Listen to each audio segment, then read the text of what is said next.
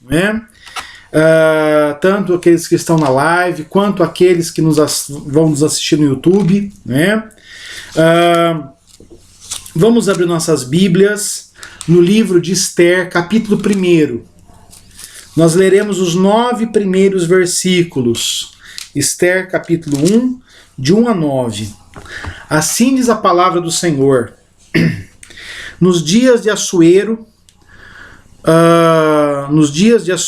o Assuero que reinou desde a Índia até a Etiópia, sobre 127 províncias, naqueles dias, assentando-se o rei Assuero no trono do seu reino, que está na cidadela de Suzã, no 3º ano do seu reinado, deu um banquete a todos os seus príncipes, aos seus servos, no qual se representou o escol da Pérsia, e Média, e os nobres e príncipes das províncias estavam perante ele. Então mostrou as riquezas da glória do seu reino e o esplendor de sua excelente grandeza por muitos dias, por 180 dias. Passados esses dias, deu o rei um banquete a todo o povo que se achava na cidadela de Suzã, tanto os maiores como os menores, por 7 dias, no pátio do jardim do palácio real. Havia tecido branco, linho fino e estofas de púrpura atados em cordões de linho e de púrpura e argolas de prata e as colunas de alabastro.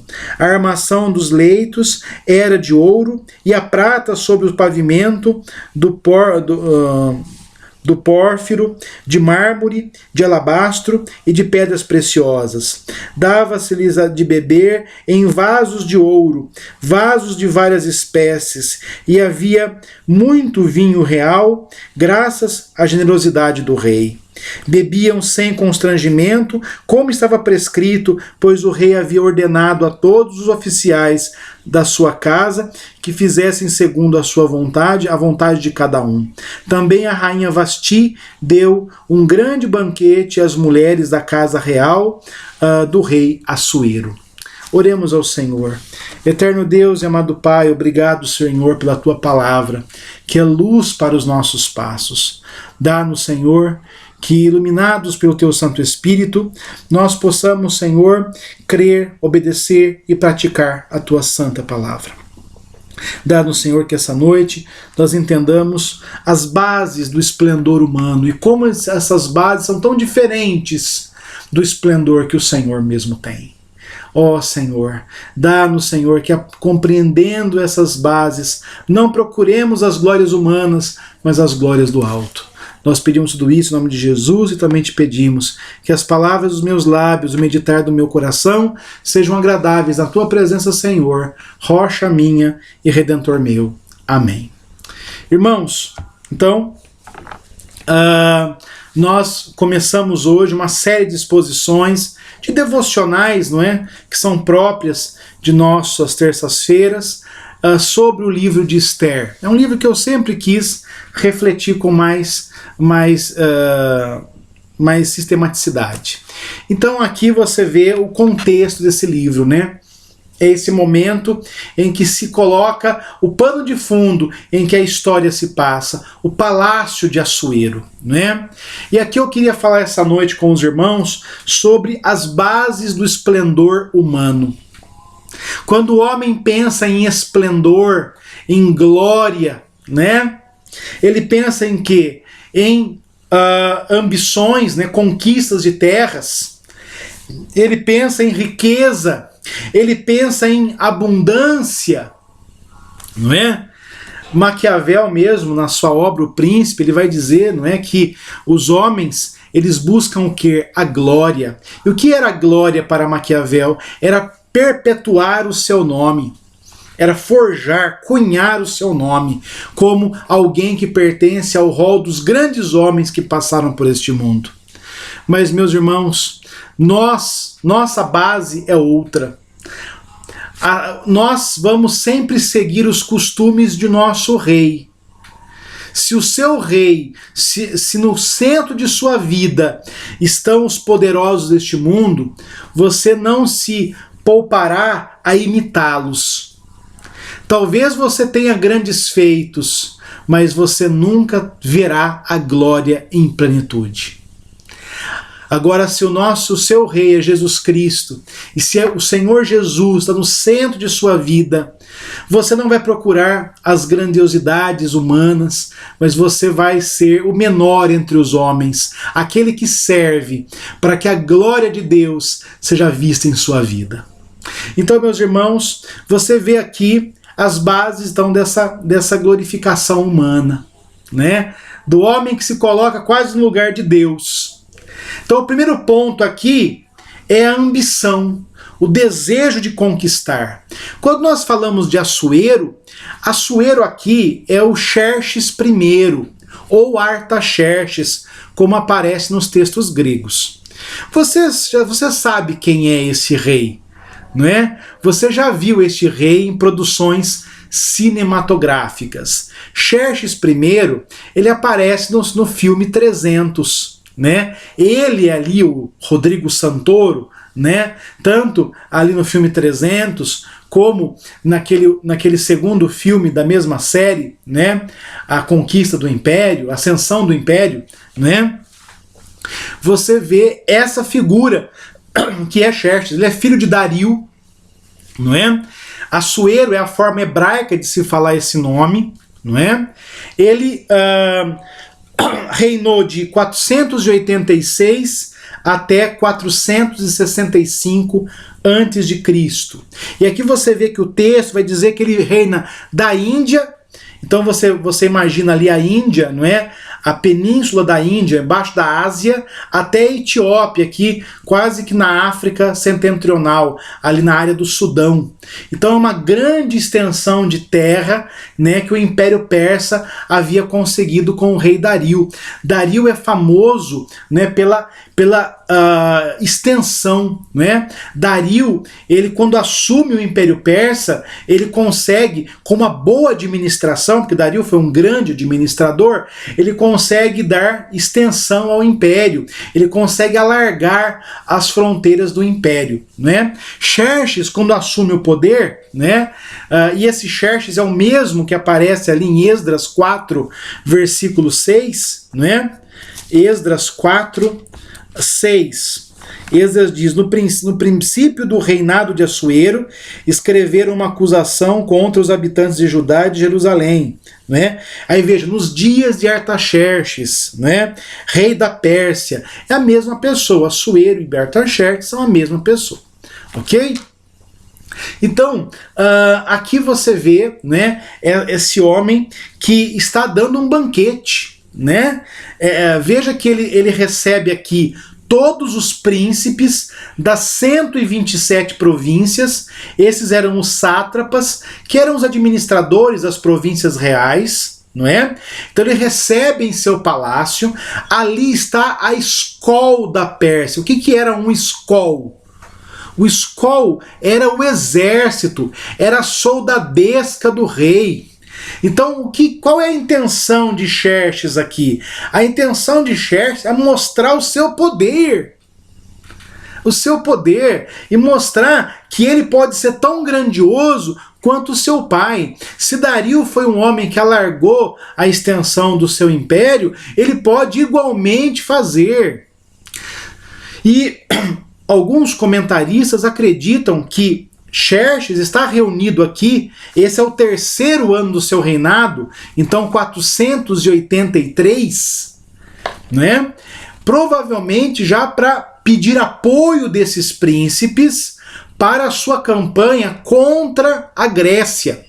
Você se lembra ali da expansão dos persas até a Grécia.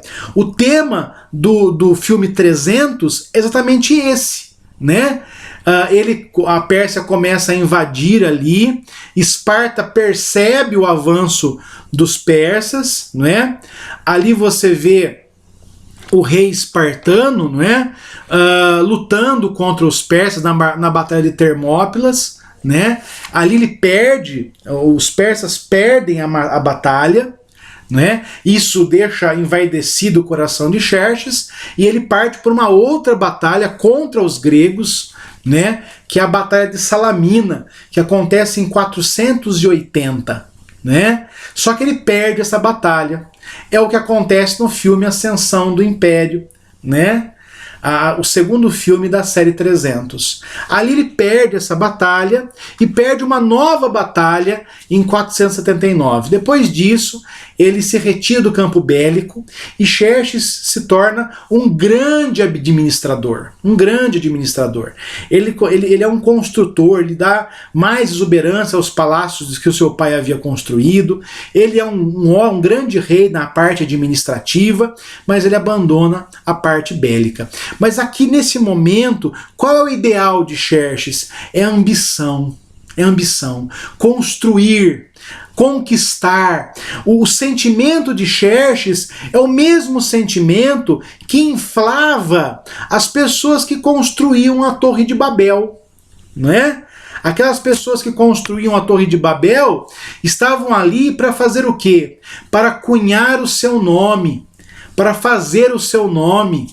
É aquilo que Maquiavel chama de glória, não é? Mas a glória não está em fazer o seu nome. A glória do homem não está em ter grandes conquistas. A glória do homem está em glorificar a Deus. E o que é glorificar a Deus, senão reconhecer a soberania do Senhor sobre todas as coisas? Sobre todas as coisas. Qual é o objetivo do homem? Qual é o fim do homem? Glorificar a Deus e se alegrar em Deus para sempre. Não é? Esse é o objetivo do homem. Então, irmãos, infelizmente, Xerxes está nesse momento de festividade mostrando o seu poder, mas as coisas vão mudar, né? Às vezes a pessoa está num momento de tanta glória humana e ela não sabe que daqui a pouco, né, alguma coisa adversa vai acontecer, não é? Nós veremos no próximo sermão, semana que vem, que as coisas todas mudam numa fração de segundos. A esposa o afronta, ele perde a esposa, e aí você tem a elevação de Amã, você tem um conluio para atacar os judeus, e sem saber, Xerxes vai ser usado pelo Senhor. O grande objetivo do livro de Esther é justificar a festa do Purim, que era a festa que celebrava a libertação dos judeus ali das artimanhas de Amã. A festa do Purim, ela simboliza o quê? Que o Senhor está no controle de todas as coisas. E mesmo que passemos dias maus, o Senhor nos levará à vontade dele, que é boa, perfeita e agradável. Então, meus irmãos, Xerxes está aqui mostrando a sua pequena glória, porque toda a glória humana é pequena por natureza, não é? Ansiando por conquistas que não acontecerão, né? O próprio Xerxes foi morto por um dos seus ministros, né? Ártabo, né?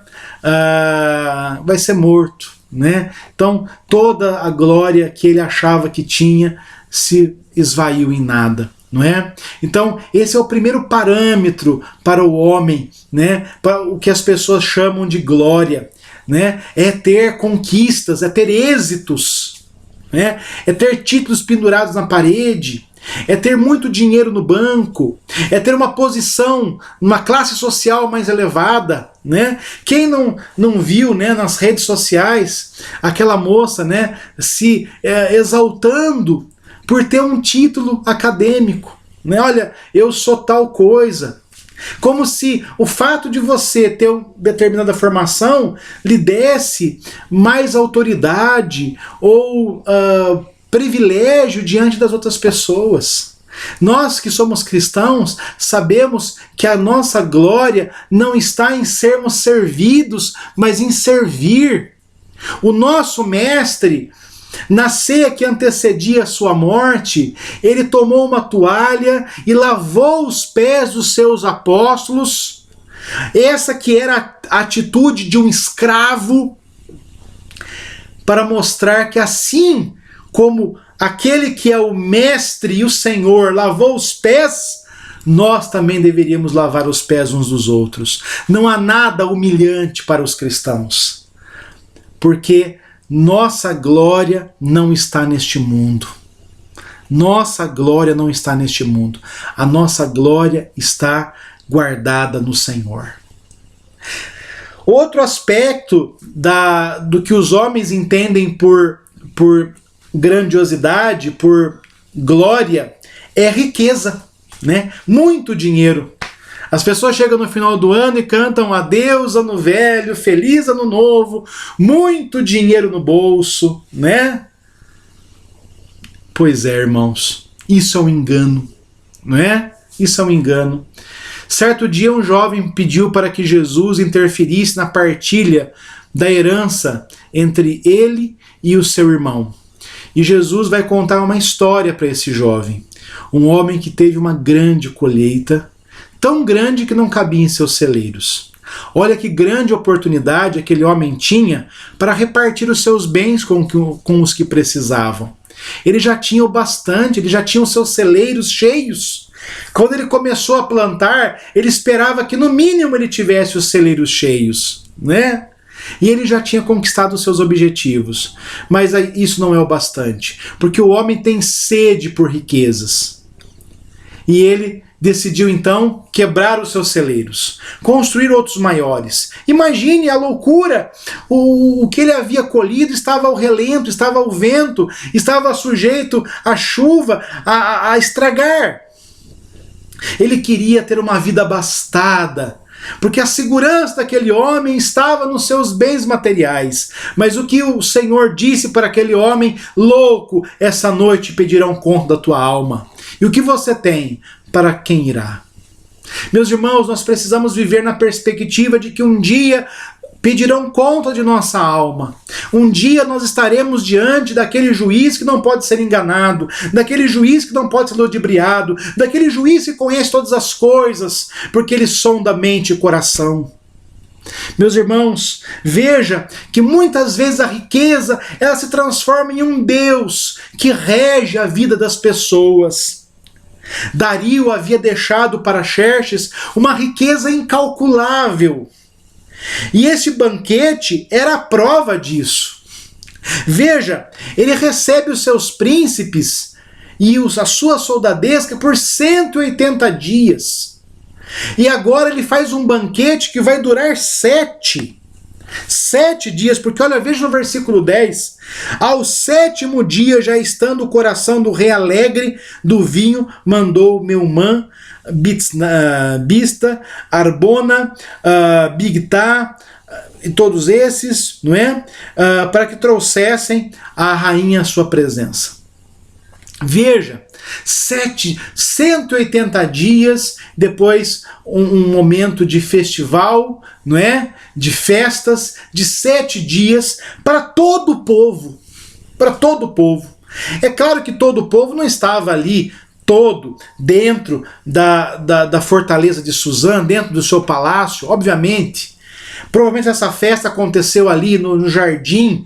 Essa época do ano era uma época muito, muito rigorosa, ali um clima muito quente, então provavelmente a festa foi feita aos jardins, e você vê aqui que foram colocados panos de linho branco, roxo, almofadas, ali no jardim, tudo preparado para uma grande festividade.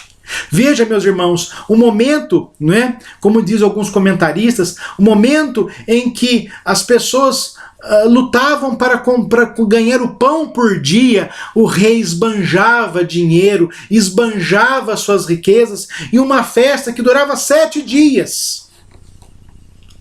Tudo isso para quê? Ele precisava do apoio desses príncipes para guerrear contra a Grécia. Então, ele precisava mostrar que ele era poderoso. Ele precisava mostrar que ele tinha glória. E a maneira como as pessoas fazem isso é através do dinheiro. Eu vou pagar. Como se tudo tivesse um preço. e como se as pessoas pudessem conquistar todas as coisas pelo vil metal. Meus irmãos, há coisas que não têm preço. Há coisas que são impagáveis. E eu digo, as coisas que não têm preço e as coisas que não se podem pagar são aquelas que nós mais negligenciamos em nossa vida. Primeiramente, a intimidade com Deus. Depois, o convívio de nossa família. Depois, o prezar de nossos amigos, das pessoas que nós amamos. Irmãos, às vezes, por causa de um punhado de turnalinas, nós deixamos as verdadeiras esmeraldas que Deus nos deu. Eu sempre gosto de refletir uma história que eu vi quando estava na 4ª série, a história de Fernão Dias. Fernão Dias Paes Leme, um dos bandeirantes que desbravaram aqui o interior de São Paulo até o sul de Minas. Fernão Dias Paes Leme, cuja estrada liga o estado de São Paulo a Minas, ele era um bandeirante escavando ali a região de Minas, ali no século XVIII, né?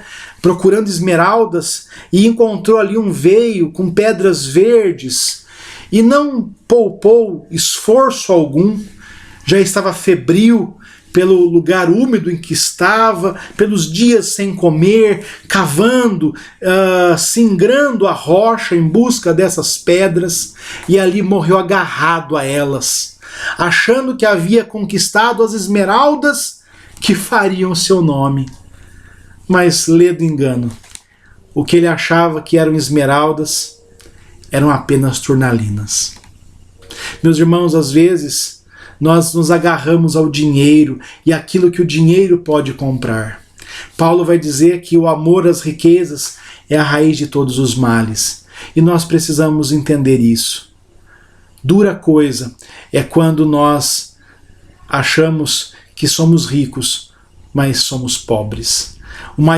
O primeiro bilionário do mundo, John Rockefeller, que apoiava pastores liberais, mas John Rockefeller dizia o seguinte: o homem mais pobre é aquele que só tem dinheiro. Aquele que só tem dinheiro. Você quer um exemplo disso? Jesus conta uma parábola, a parábola do Lázaro e do rico. O rico, quando via Lázaro mendigar as migalhas que caíam de sua mesa, mandava os cachorros irem ao encontro dele para lamber-lhe as feridas. Provavelmente Lázaro, né, ele tinha lepra. E ali o rico se fazia desfeita aquele pobre porque ele se julgava melhor do que ele, como nós vimos frequentemente pessoas fazendo. E um dia ambos morreram, porque a morte também não escolhe classe social. A morte não escolhe gênero, a morte não escolhe raça. Ambos morreram. E Lázaro estava no seio de Abraão, e o rico padecia no inferno. Por quê? As suas riquezas não lhe compraram lugar no céu.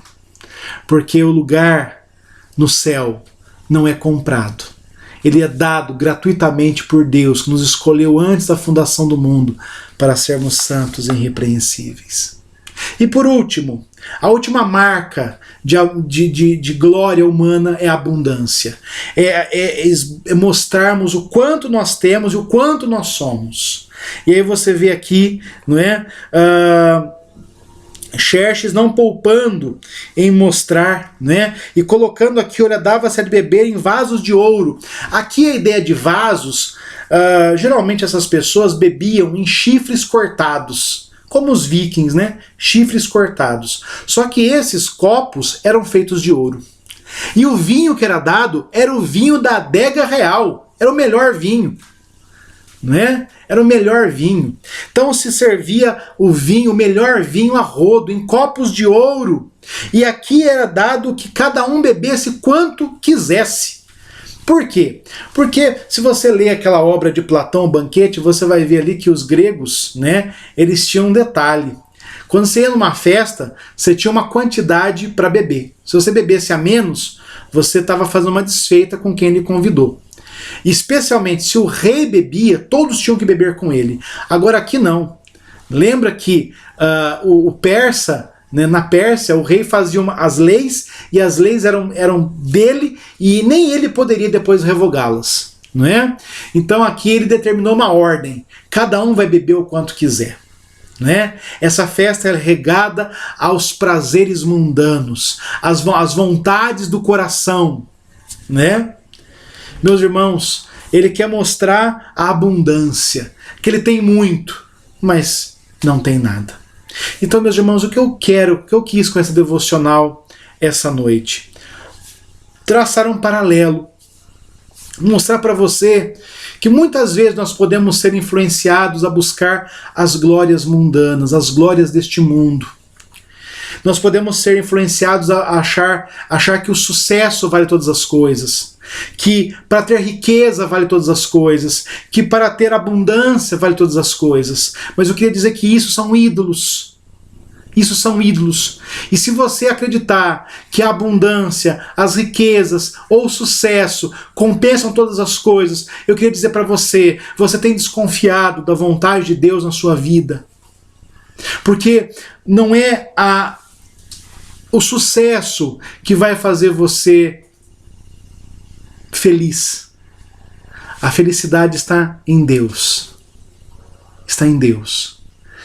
Não é o sucesso deste mundo, não são os títulos, não é a conta bancária, não é o quanto há na sua despensa, mas o quanto de Cristo há em sua vida. Jesus disse: eu sou a videira e vós sois os ramos. Aquele que está em mim e eu nele, esse dará muito fruto, porque sem mim nada podeis fazer.